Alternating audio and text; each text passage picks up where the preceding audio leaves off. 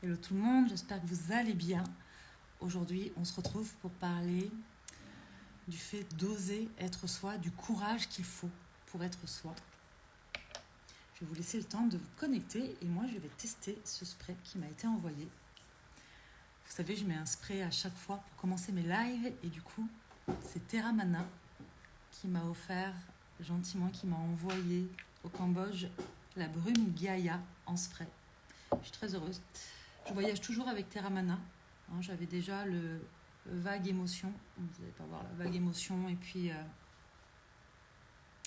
SOS mot de tête. Et j'ai aussi l'ancrage. Terramana, c'est Aurélie et Aurélia qui créent leur synergie. Voilà, SOS, ancrage. Et donc là, elles m'ont envoyé le spray Brume Gaïa, la puissance de la Terre. Donc merci à elles deux. Ok, rien à voir avec le thème que je vais aborder aujourd'hui.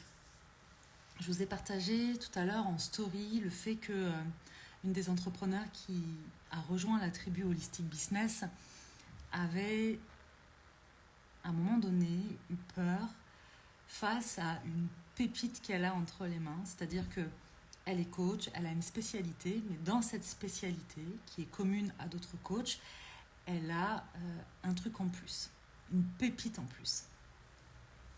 Et puis elle a assisté à un événement et les autres coachs, coucou Nadège, les autres coachs se sont dit ouais, c'est cool, c'est vraiment génial, est-ce que tu accepterais de nous former à ça? Et en fait, elle a pris peur et elle a arrêté d'en parler. Voilà, donc c'est pas sur son compte Instagram, c'est pas dans sa com, c'est pas dans ses offres, elle le met plus du tout en avant. Pourquoi je vous parle de ça? Salut Sandy. Je vous parle de ça parce que c'est quelque chose que je vois souvent chez les entrepreneurs, mais c'est aussi quelque chose que j'ai vécu pour le coup, de me dire, ok, là j'ai cette compétence, ou je viens de créer ça, et puis en fait il se passe un truc, c'est que on regarde un petit peu ce qui se fait ailleurs, et puis parfois personne ne parle de ça. Moi en l'occurrence ça m'est déjà arrivé, tiens, j'ai cette idée, j'ai cette création, j'ai cette connaissance, puis en fait personne n'en parle. Avec l'idée que oh, bah, si personne n'en parle, c'est peut-être que c'est pas si génial. Et puis en fait, 6 mois après, 1 an après, tout le monde en parle. Ok? Ça veut dire quoi? Ça veut dire qu'en fait, quand on a une pépite entre les mains, sa place, c'est pas de rester dans notre poche. Bien au contraire. Quand on a une pépite entre les mains, le but c'est de s'en servir parce que souvent ce sont ces pépites-là qui vont éclairer le chemin, qui vont faire qu'on va pouvoir impacter plus largement la vie des personnes qui nous font confiance et le monde en général. Okay? Donc là, la personne dont je vous parle, elle a arrêté d'en parler probablement pour d'autres raisons et notamment parce que ça demande énormément de courage de se révéler, d'accepter de se mettre en avant, de coacher, de communiquer autour de nos offres. Ça demande aussi encore plus de courage parfois de former d'autres personnes et puis d'être au clair aussi avec la valeur qu'on s'accorde et la valeur qu'on accorde à nos connaissances. Parce que ce que je remarque aussi, c'est que parfois en tant qu'entrepreneur, on a tendance à se dire que ce qu'on sait n'a pas tant de valeur que ça parce que d'autres en parlent, d'autres le savent, que si nous on le sait, forcément les autres le savent aussi. Alors que c'est pas vraiment le cas.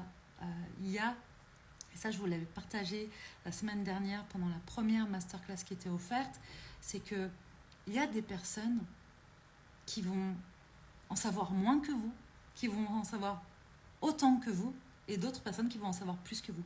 Mais dans tous les domaines, il y a des personnes qui débutent. Donc, à vous de savoir aussi à qui vous vous adressez. Est-ce que c'est à des débutants? Est-ce que c'est à des confirmés? Est-ce que ce sont à des experts? À qui vous voulez transmettre les informations? Parce qu'on ne va pas transmettre les informations de la même manière à tout type de clients et de personnes. Ensuite, il y a cette idée aussi de, et ça j'en parle beaucoup, ce truc de vouloir plaire à tout le monde. Et ça met beaucoup de pression dans cette idée de se révéler, de mettre en avant ses offres, de mettre en avant ses connaissances. Il y a ce truc aussi, et beaucoup en France, je trouve, de faut pas trop se mettre en avant, vaut mieux jouer petit, parce que sinon on peut paraître prétentieux, prétentieuse. Alors qu'en fait, il n'y a rien de prétentieux dans le fait d'être au clair avec soi et avec là où on en est et la qualité de ce qu'on a à proposer en fait. Si on a une offre de qualité, si on est persuadé que ça peut impacter, transformer la vie des gens, pourquoi ne pas le dire? Il y a ce truc là vraiment de se cacher et de se minimiser. Et puis c'est comme ça qu'on se retrouve avec des espèces de fausses modesties. Quand j'avais été interrogée par Pêche Églantine à son podcast, je lui disais que j'ai arrêté de jouer le jeu de la fausse modestie en fait. Parce que ça m'insupporte en fait. On peut être modeste, on peut être humble. Et je pense que c'est important de rester humble, peu importe où on en est sur notre chemin, peu importe ses compétences, peu importe. L'humilité pour moi c'est aussi important que la gratitude. Mais la fausse modestie ne sert personne, ni soi ni les autres. Donc quand on a quelque chose, quand on crée quelque chose et quand on a une pépite comme cette personne, cette jeune femme dont je parle, qui fait partie de la tribu holistique, oui, ça demande du courage de montrer sa pépite au monde, mais je crois vraiment que c'est ce qui fait toute la différence à un moment donné. Et du coup, j'ai vraiment envie de saluer son courage de s'être inscrit, coucou Ilia, de s'être inscrit dans la tribu holistique, d'avoir pris sa place dans la tribu holistique, parce que pendant ces 3 mois, j'ai vraiment envie d'accompagner là les entrepreneurs qui ont le courage de s'inscrire pour justement mettre le doigt sur leurs pépites là. Qu'est-ce qu'elles ont entre les mains? C'est quoi leur trésor? C'est quoi leur essence à elles? C'est quoi leur plus à elles? Pour que, plutôt que de le cacher, de le diminuer, de le faire complètement rayonner. Et c'est toujours beaucoup plus facile quand on est accompagné, quand on est coaché. C'est plus facile aussi quand on est entouré, pour pouvoir le faire avec plus de sécurité. Parce que même si je pense que l'engagement a beaucoup plus de poids que la motivation sur le long terme, je pense que parfois, pour passer à l'action et donner l'impulsion, être motivé par l'énergie du groupe, ça compte aussi. Se sentir en sécurité, ça compte aussi énormément. Être validé par ses pairs, et donc là, d'être porté par la tribu. Il va y avoir aussi des petits challenges comme ça pendant ces 3 mois, parce que oui, vous allez apprendre des choses, comprendre des choses, intégrer des choses, mais il va y avoir aussi plein d'espaces de réflexion, de mise en action, de mise en route. Et ça, on va le faire tous ensemble en fait. La tribu aura des challenges comme ça à mettre en place au fur et à mesure de ces 3 mois, justement pour qu'il y ait déjà de plus en plus de confiance qui s'acquiert, parce que vous savez ce que je pense de la confiance. Pour moi, la confiance, c'est vraiment le courage de pouvoir passer à l'action malgré la peur. Si on attend de ne plus avoir peur pour passer à l'action, il ne se passe rien et on ne fait rien. Pour revenir à ce que je vous disais, dans le fait d'avoir le courage de se révéler, il y a aussi renoncer au fait donc de plaire à tout le monde. On passe trop de temps à vouloir plaire à tout le monde.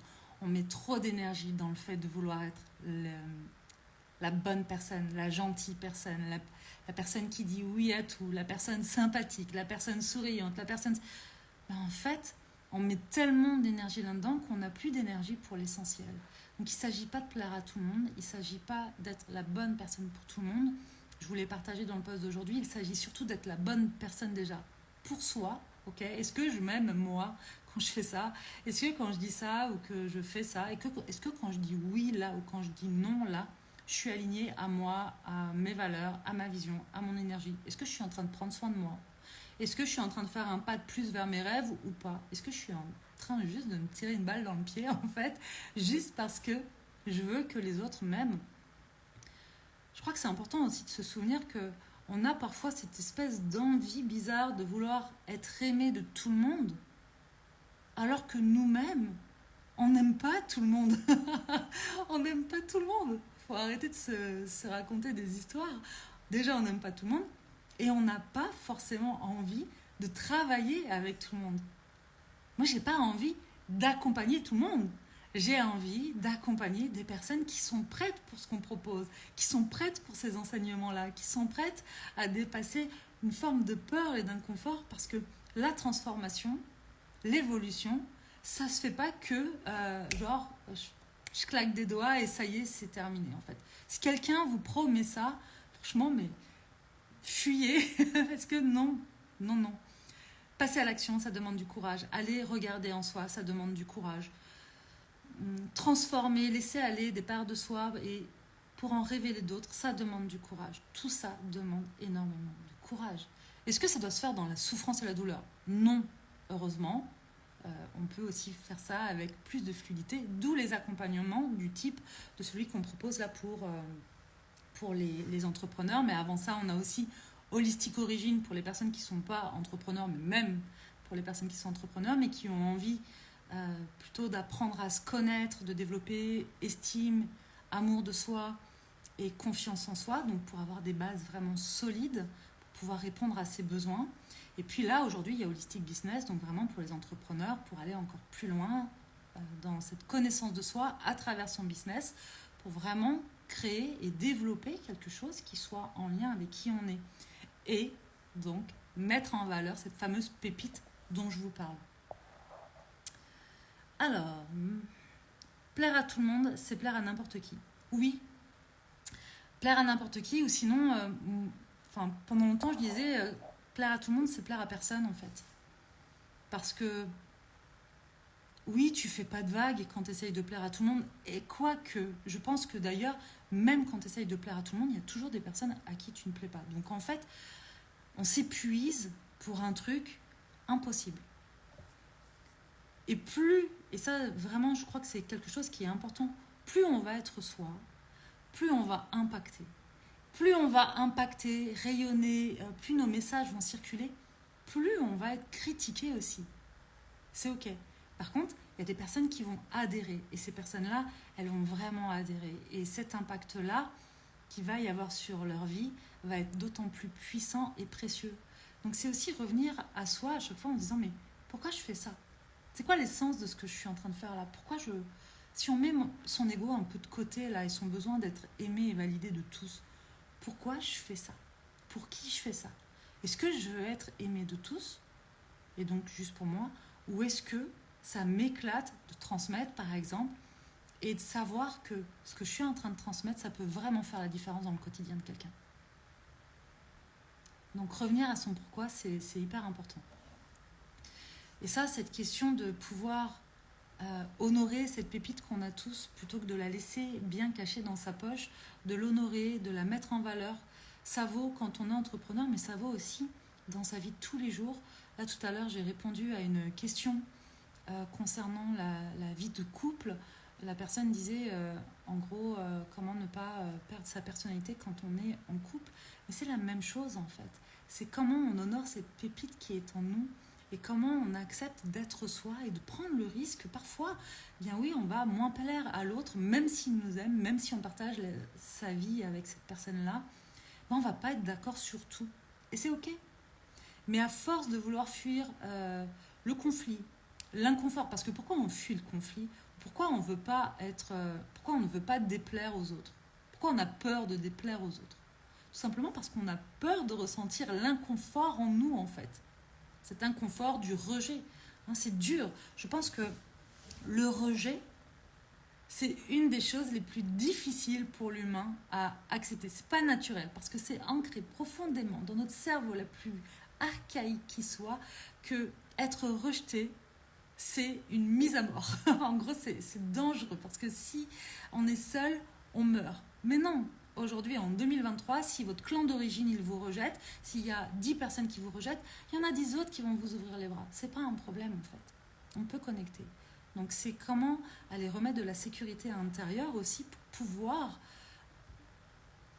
avoir ce courage de porter sa voix en étant qui on est, tout simplement. Je sais que ce que je dis, moi, peut heurter des personnes. Je sais que ce que je dis ne plaît pas toujours. Mais c'est ok. C'est pas ces personnes-là que j'ai envie d'accompagner. Je n'ai pas envie de tenter de convaincre des sceptiques. J'ai envie de mettre tout mon focus, toute mon énergie, déjà, pour mon bien-être, pour ce qui me fait vibrer, et ensuite, pour vraiment pouvoir transmettre aux personnes qui sentent que ça vibre pour elles. J'ai envie de pouvoir vraiment donner le meilleur de moi-même à ces personnes-là. Les autres, je m'en fiche. Alors, Merci pour toutes ces belles paroles que je partage à 100%. Top, top, top. Avec plaisir. Avec plaisir.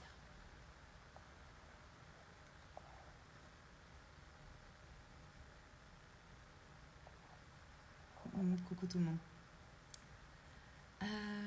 Petit gamme, j'aime ce que tu dis, c'est juste. Ok.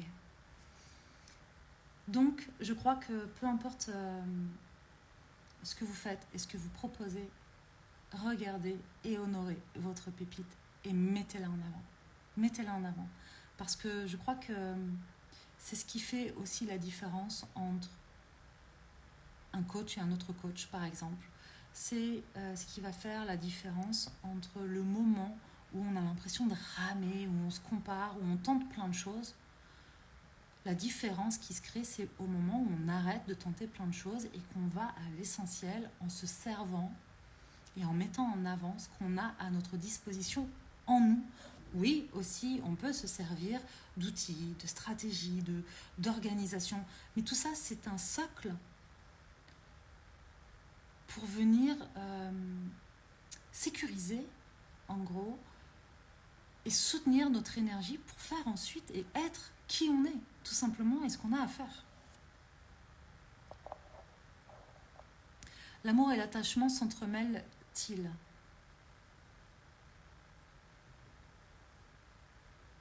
Amour et attachement s'entremêlent-ils? C'est une bonne question. Je pense que je ferai un autre live pour ça, sur l'amour et l'attachement. Oui, ça peut. Ça peut, ça peut.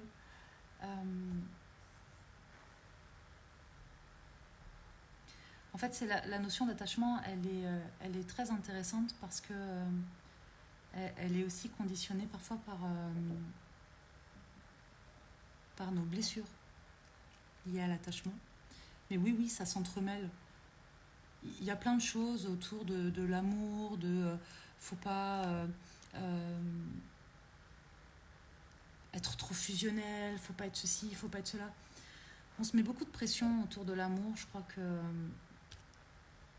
si on se mettait moins de pression sur comment on aime l'autre et qu'on apprenait plus à s'aimer soi, ce serait déjà beaucoup plus simple. Et je pense que l'amour et le lien d'amour qu'on crée avec les autres serait plus sain aussi.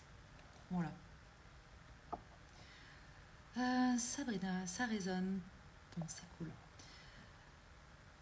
En tout cas, je salue une fois de plus toutes les personnes là qui nous ont rejoints dans la tribu Holistic Business parce que ça va être un moment incroyable.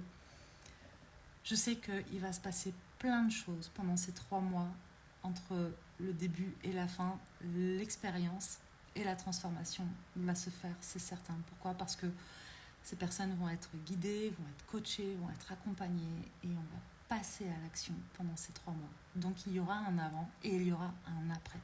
Bravo à elle parce que c'est un vrai engagement de temps, d'énergie, d'argent aussi. Et je pense que l'engagement vis-à-vis de soi-même pour pouvoir accéder à ses objectifs, ses désirs, ses rêves, c'est primordial. Hein. On peut avoir plein de rêves et ne jamais s'engager vis-à-vis de soi-même et du coup il ne se passe rien. Mais si quelque chose nous fait vibrer très fort et qu'on a envie de le voir se réaliser, se concrétiser, il n'y a pas de secret. Ça demande d'être engagé vis-à-vis de soi-même, peu importe la manière dont on est engagé. Voilà les amis, ce que j'ai envie de vous partager pour aujourd'hui. Vous pouvez nous rejoindre, si ce n'est pas encore fait, inscrivez-vous à la masterclass de samedi qui est offerte. Profitez de cet espace-là. Le thème, c'est s'épanouir et trouver son équilibre quand on est entrepreneur. Vous avez le lien qui est dans la bio Instagram. Et puis, il vous reste encore quelques jours pour nous rejoindre dans la tribu Holistic Business si vous le souhaitez. On referme les portes dimanche soir. Dimanche soir, il n'y aura plus moyen de nous rejoindre et on commencera donc cette aventure merveilleuse qui a déjà commencé à travers le groupe Telegram. On commencera cette aventure merveilleuse avec la tribu des entrepreneurs Holistic Business à partir de mardi. Officiellement, on ouvre le groupe avec un premier live. Je vous embrasse et je vous dis à demain.